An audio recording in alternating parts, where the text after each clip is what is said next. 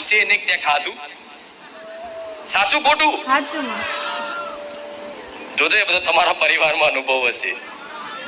તમે જેની સેવા કરો છો, જેને હાચવો છો, બરોબર, જરૂર પડે કંઈક દવાખાનું આવ્યું, ગમે તે કંઈક જરૂર પડી તો તમે પેલા એનું ભારો પૈસા લઈને તમે જાઓ. છતાંય એ માં છે ને, એ જે કશું નહીં કરતો એને ગારો બોલતો હશે તે એનું જ ઉપરાડું લે છે.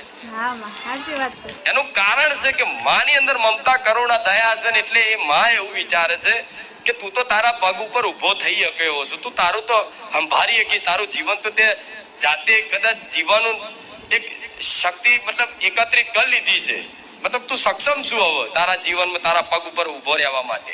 પણ આજે મારા દીકરો ભલે ગમે તેવો દારૂડિયો હોય કે ગમે તેવો હોય, પણ એ કશું કરી નહીં શકતો, એને માને ગારો બોલે છતાંય તે એ રાતે 12 વાગે ઘેર નહીં આવ્યો હોય ને તો માં એને ફોન કરશે કેટલે રહ્યો ઘેર આવી. પણ જે કમ્પ્લીટ નોકરી ધંધો કરતો હોય, પોતાના પગ ઉપર ઊભો રહ્યો છે ને, એને કોઈ દાર માને ફોન કરે તું કેટલે રહ્યો. સાચું ખોટું? સાચું માં.